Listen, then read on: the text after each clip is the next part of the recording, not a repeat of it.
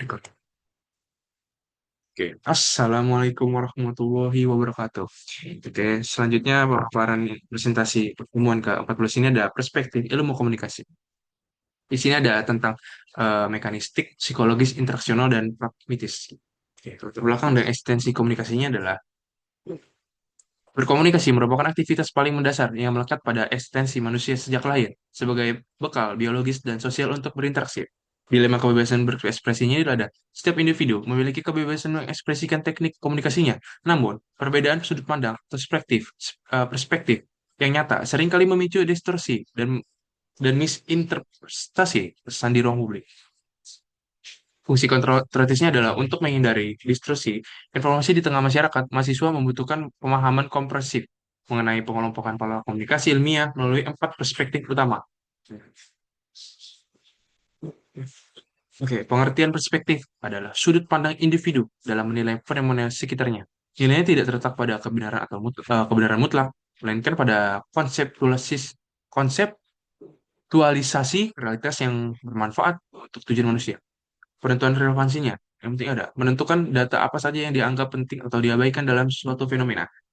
Dapat dipertukar. Manusia mampu beralih dari satu pandang ke sudut yang lain sesuai kebutuhan analisis.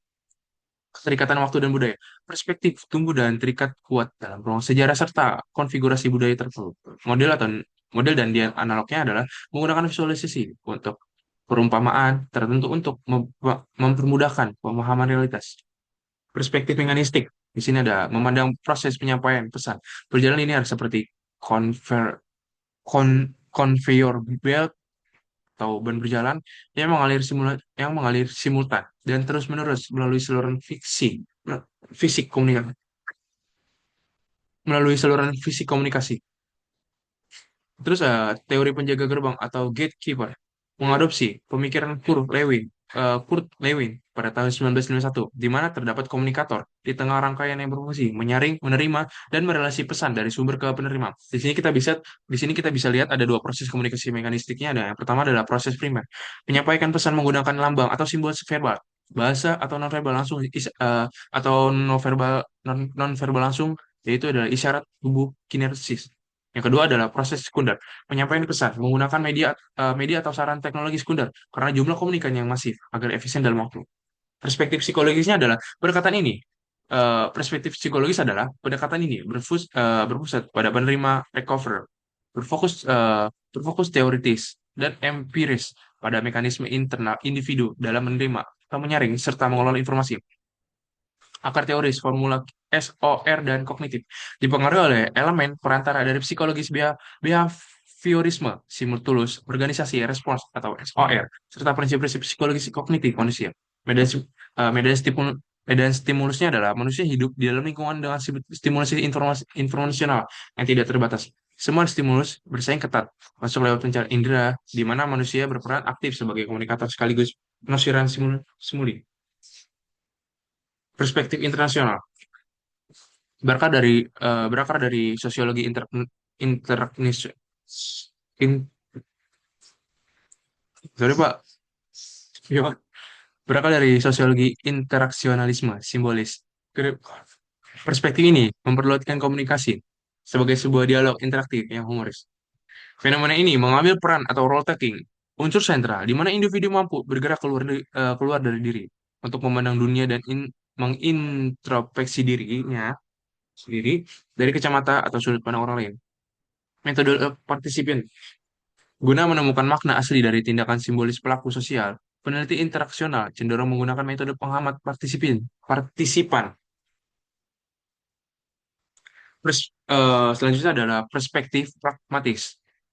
Memandang komunikasi bukan sekedar mengirim pesan, melainkan sebagai tindakan partisipasi aktif dalam suatu sistem komunikasi yang teratur dan berkelanjutan.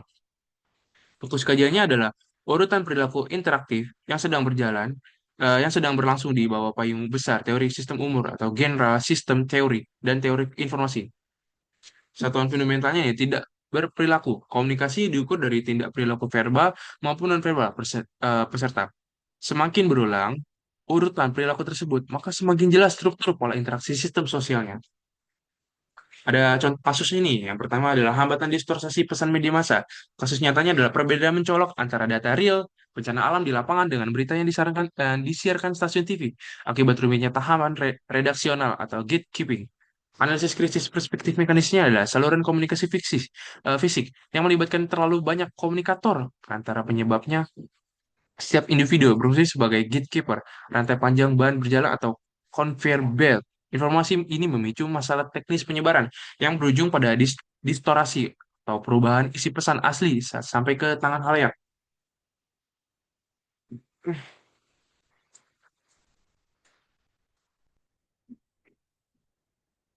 Oke, lanjut studi kasus kedua.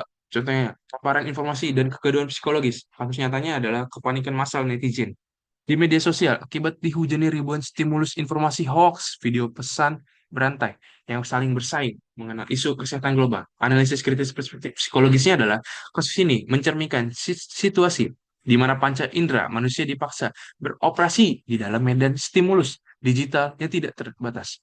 Kegaduhan atau dispersi informasi terjadi karena intensitas stimuli informasi yang bersaing telah melampaui kapasitas internal organisasi untuk mengelola informasi secara jelas, jernih. Oke, contoh kasus yang ketiga adalah konflik komunikasi antar budaya. Kasus nyatanya adalah perdebatan sengit, perbe- perdebatan sengit dalam diskusi kelompok mahasiswa akibat salah satu anggota pemakai isyarat tubuh atau kinesik yang dimaknai sebagai simbol penghinaan oleh kultur budaya anggota lain. Analisis kritis perspektifnya internasionalnya adalah konflik pecah akibat kegagalan total proses dialogis dan penafsiran lambang.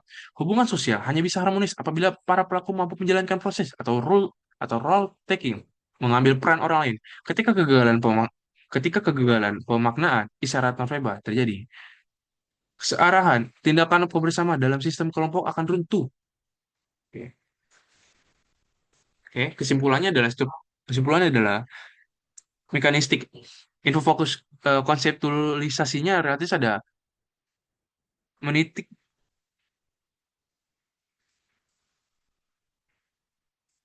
menitik keberatan pada aspek saluran fisik, fungsi penjaga gelombang atau gatekeeper, serta transmisi lambang secara primer maupun sekunder. Psikologisnya adalah berpusat pada penerima dan mekanisme internal manusia dalam menyaring stimulus informasi lingkungan atau SOR. Interaksionalnya adalah mengedepankan tindakan simbolis, interaksi, dialogis, dan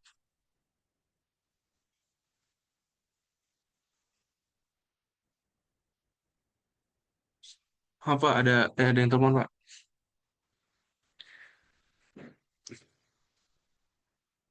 Interaksional, mengedepankan tindakan simbolis, interaksi dialogis, dan penempatan diri pada posisi orang lain melalui aktivitas atau role taking. Pragmatisnya adalah inti fokus konseptualisasi realitas dari pragmatis adalah melihat komunikasi sebagai urutan perilaku interaktif terstruktur yang berkesinambungan di dalam suatu sistem. Oke.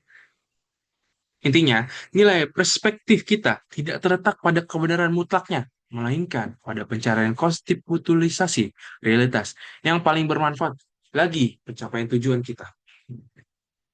Kurang lebihnya, mohon maaf. Wabillahi taufiq wa hidayah. Wassalamualaikum warahmatullahi wabarakatuh.